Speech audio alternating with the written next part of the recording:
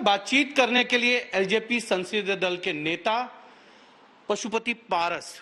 Sir, कल आपको आपके संसदीय दल ने नेता चुन लिया, लोकसभा ने भी मान लिया, लेकिन खबर आ रही है कि चिराग पासवान ने 5 सांसदों को जो है बर्खास्त कर दिया जिन्होंने आपका समर्थन किया था। 4। देखिए, सबसे बड़ी बात यह है कि देश संविधान के तहत चलता है। देश में एक अपना संविधान है और एक सिस्टम है, पार्लियामेंट्री कमेटी का एक सिस्टम है। उसके आधार पर पूरा देश चलता है, पार्लियामेंट से लेके असेंबली का मेंबर हो, पार्लियामेंट का हो या सरकार हो, जो भी सरकार हो, एक सिस्टम है बना हुआ। तो जो माननीय लोकसभा अध्यक्ष के द्वारा लोक जनशक्ति पार्टी के 6 सांसदों का, जो पहले श्री चिराग पासवान जी संसदीय दल के नेता थे, उनको मुक्त करके और मेरे नाम की अनुशंसा हुई और नोटिफिकेशन विधिवत परसों रात में ही हो गया।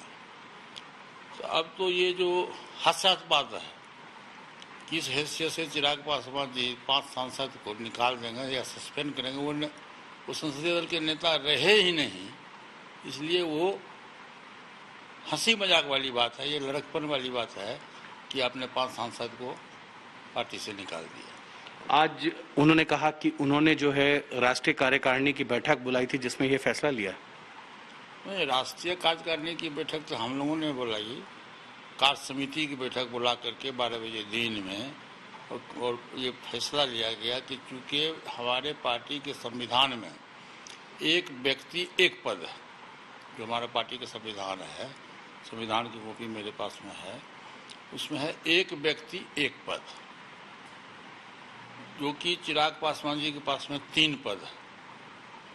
सबसे पहले तो बहुत पहले से लगभग मुझको लगता है कि 13 में ही 2013 ईस्वी में ही उस पार्लियामेंट्री बोर्ड के चेयरमैन बने।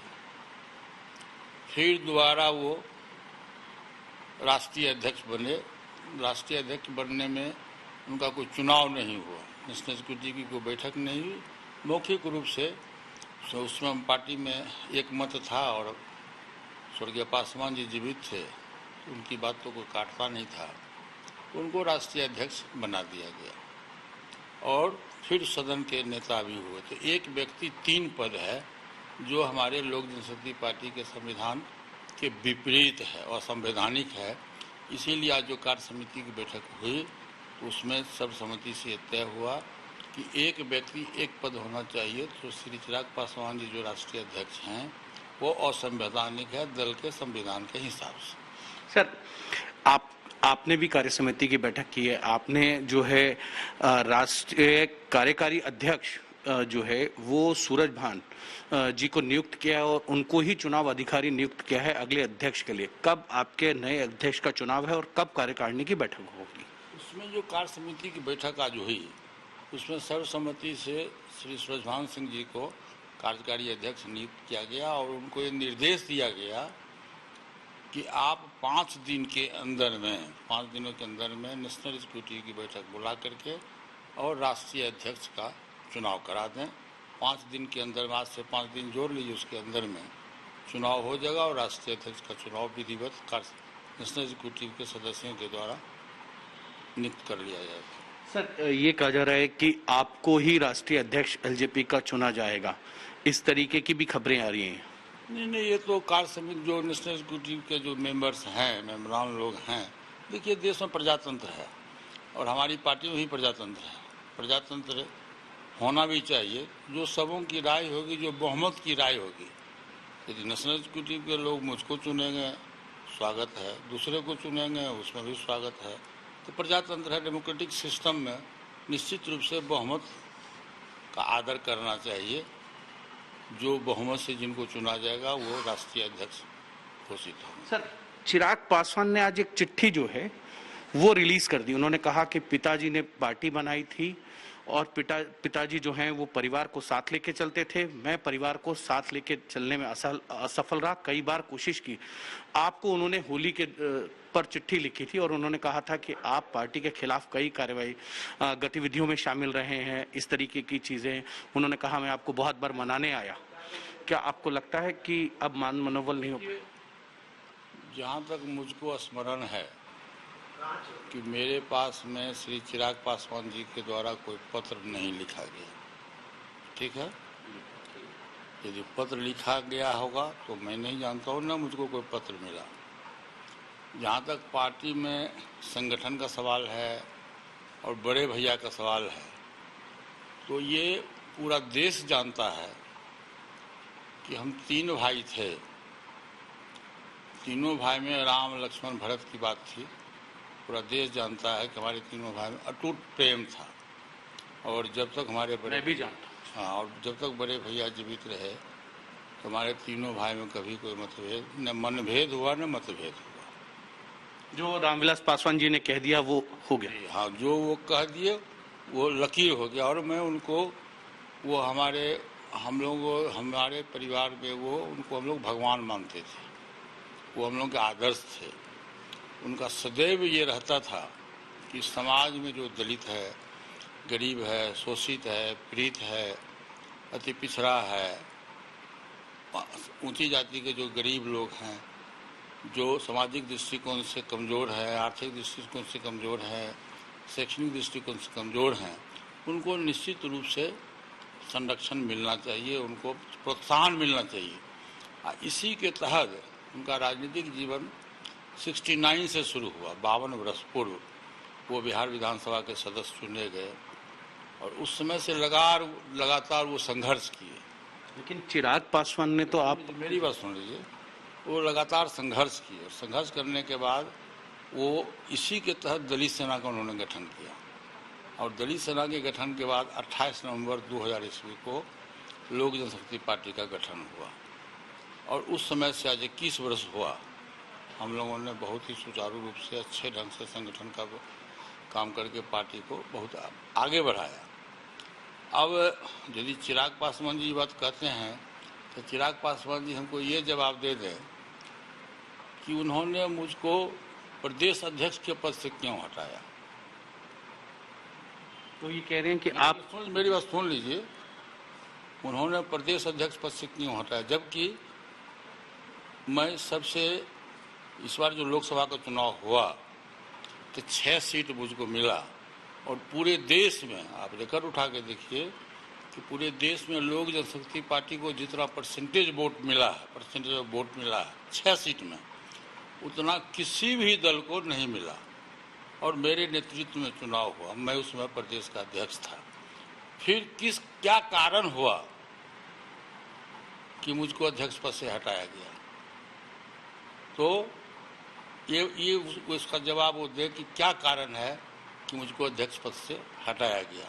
और ऐसा आप कभी सुने हैं कि एक व्यक्ति पार्लियामेंट्री बोर्ड का चेयरमैन हो, वही व्यक्ति राष्ट्रीय अध्यक्ष हो, वही व्यक्ति संसदीय दल का नेता हो और वही व्यक्ति प्रदेश का भी अध्यक्ष हो?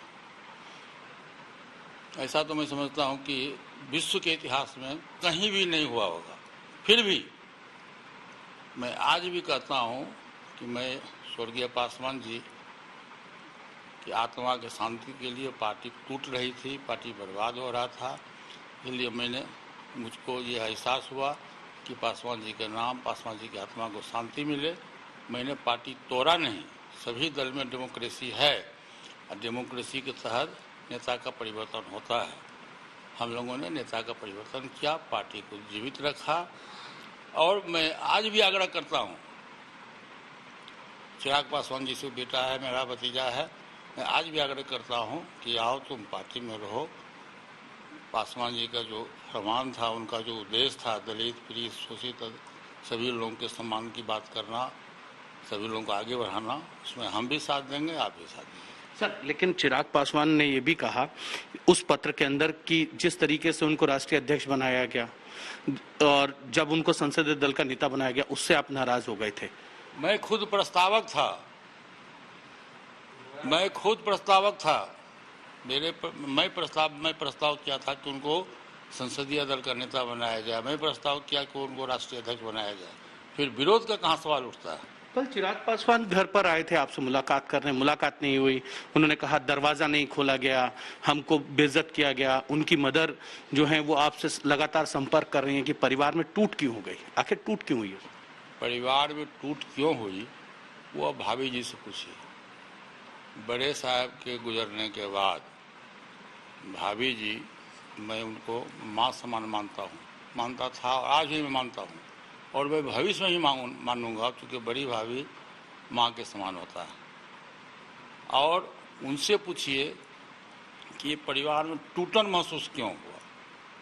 मैं आज से 6 महीना पहले उनको कहा था कि अमुक व्यक्ति का साथ छोड़िए, मैं उसका नाम नहीं लूँगा, आप लोगों को सबको पता है, सौरभ पांडे, मैं नहीं जानता हूँ, मैं नाम नहीं लूँगा, लेकिन मैंने 6 महीना पहले उनको कहा था कि यदि वो व्यक्ति पार्टी और परिवार में दखल देगा तो हम 12 जनपद नहीं हैं। 6 महीना पहले उनको कहा था। दुख होता है आपको कि पासवान जी की पार्टी, इतना बढ़िया परिवार, आप तीनों भाइयों की जो बॉन्डिंग थी वो इतनी अच्छी, वो आज इस पर आ गई है कि आपसी लड़ाई सड़क पर आ गई।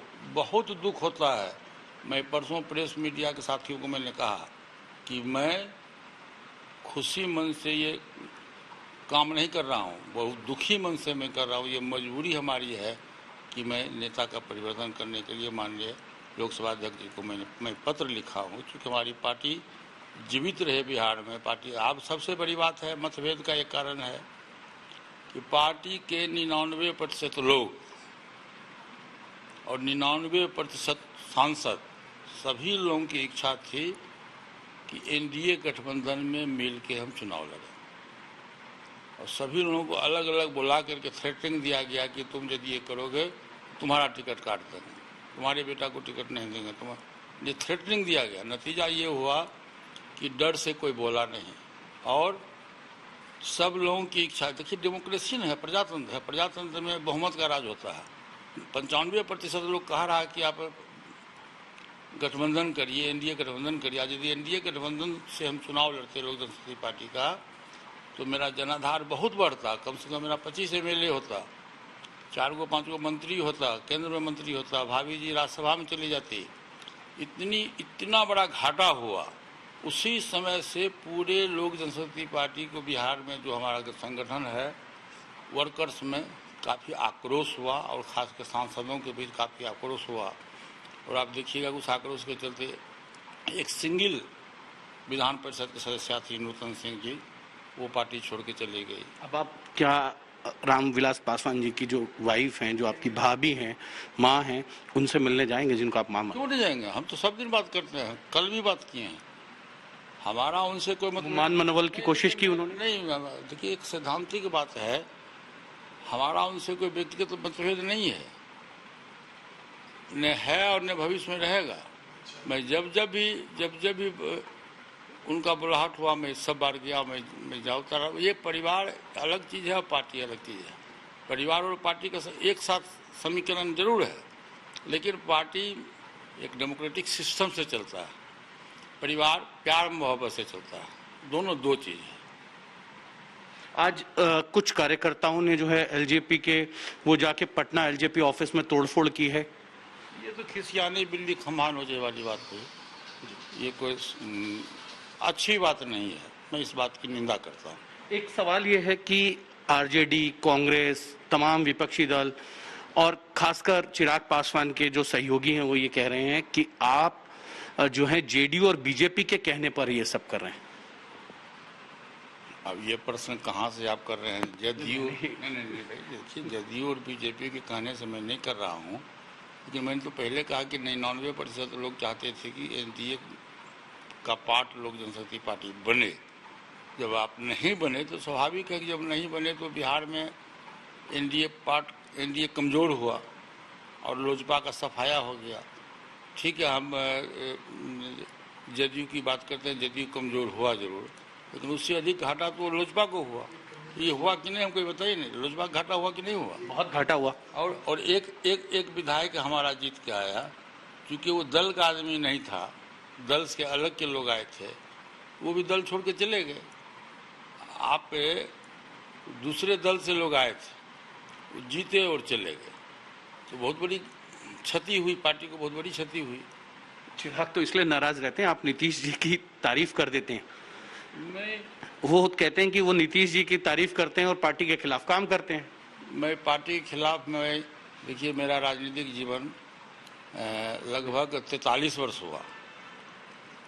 1977 से मैं बिहार विधानसभा का सदस्य हूँ, 7 बार मैं बिहार विधानसभा का सदस्य रहा हूँ, 1 बार विधान परिषद का सदस्य रहा हूँ, 4 बार मैं बिहार सरकार में मंत्री रहा हूँ और मेरा पॉलिटिकल कैरियर आप देख लीजिए।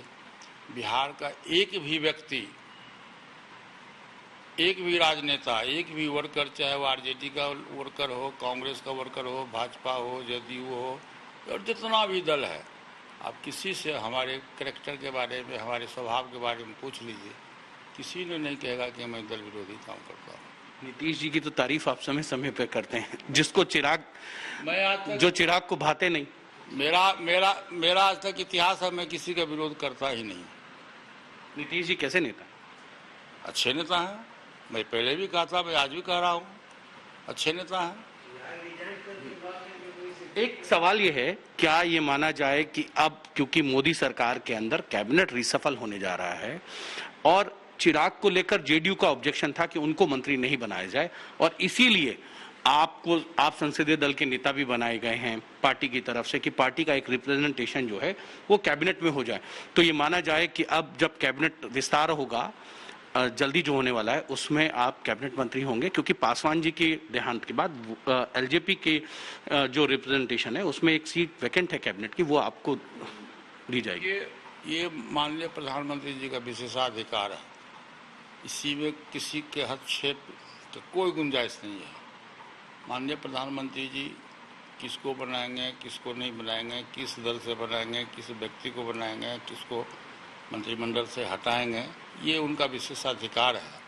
और कुछ ऐसा हम लोग देख रहे हैं 2014 से लेकर आज तक कि अखबार मीडिया में जो बात छपता है कि अमुक आदमी मंत्री बन रहा है, उसका नाम नहीं आता, तीसरे का नाम आ जाता है, चौथे का नाम आ जाता है। इसलिए ये तो सिर्फ प्रधानमंत्री जी ही जानेंगे, दूसरा किसी को पता नहीं। बस एक अंतिम सवाल है, पासवान जी के लिए आपने कहा कि आपकी इतनी अच्छी बॉन्डिंग, जब परिवार की लड़ाई सड़क पर आ गई आपको सच में दुख तो होगा कि क्योंकि आप, रामचंद्र जी, रामविलास जी, मैंने कई बार देखा है कि आप लोग अगर पासवान जी कोई फैसला ले लेते थे आप उसमें बोलते भी नहीं थे, अब लड़ाई जो है वो सड़क पर आ गई है। चिराग पासवान कल जिस तरीके से रहे, मतलब कह सकते हैं कि परिवार की लड़ाई इस तरीके से सड़क पर आना और फिर आपस में चिट्ठियां लिखने पड़ जाएं तो कहीं ना कहीं परिवार में बहुत दूरियां बढ़ गई हैं।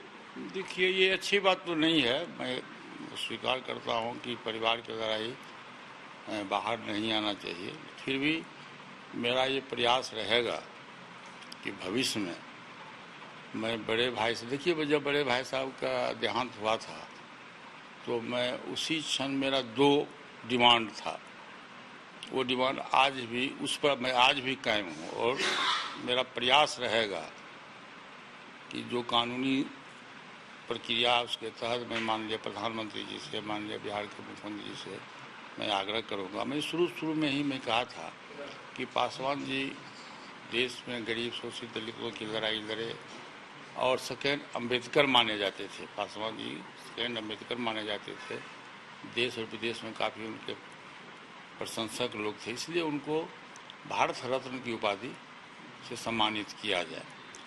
और इसी के तहत मैंने कहा था, आपको याद होगा 16 अक्टूबर को कि जब प्रेस वाला ने हमसे पूछा था कि क्या ये चिट्ठी आप मुख्यमंत्री जी को लिखिएगा, तो मैंने कहा था मैं ज़रूर मुख्यमंत्री जी को चिट्ठी लिखूँगा, चूँकि स्टेट गवर्नमेंट अनुशंसा करके भेजता है। तो मैंने कहा था कि मैं ज़रूर चिट्ठी लिखूँगा और ज़रूरत पड़ेगा तो मैं माननीय मुख्यमंत्री जी से जाके मिल के भी आग्रह करूँगा कि पासवान जी को भारत रत्न की उपाधि के लिए आप कैबिनेट से प्रस्ताव पास करके दीजिए। उसको इन लोगों ने गलत ढंग से हमको कहा कि मैं मुख्यमंत्री जी का बड़ाई किया हूँ। खैर जो हो, तो आज भी मेरा डिमांड है कि पासवान जी को भारत रत्न की उपाधि दी जाए और 12 जनपद को राष्ट्रीय स्मारक घोषित किया जाए और बिहार में जो अभी सरकारी आवास है मेरा, जो अभी पार्टी कार्यालय है, वो लगभग 31 वर्ष से 90 में जब हम मंत्री थे, राज्य मंत्री फॉरेस्ट बने, उस समय से लेके आज तक वो कार्यालय उस समय मेरे नाम से आवंटित था, आज पार्टी कार्यालय के नाम से आवंटित है। तो मैं निश्चित रूप से जब इधर से फ्री होऊंगा तो मैं जाके बिहार सरकार के मुख्यमंत्री से मिलूंगा और उनसे मैं निवेदन करूंगा कि आप निश्चित रूप से सरकारी खर्चा से स्वर्गीय पासवान जी का बड़ाई के स्टेचू बनावें और इस भवन को 1 नंबर जो खुला रोड है, आप उसको पासवान जी के नाम से राष्ट्रीय स्मारक घोषित करें। ये थे एलजेपी के संसदीय दल के नेता पशुपति पारस, जिनका ये कहना है कि पार्टी के अंदर जो फैसला लिया गया है वो सहमति से लिया गया है और पार्टी में एक लोकतांत्रिक प्रक्रिया है जिसके तहत एक नए अध्यक्ष का चुनाव होगा। कैमरामैन कृपाल सिंह के साथ हिमांशु मिश्रा, दिल्ली, आज तक।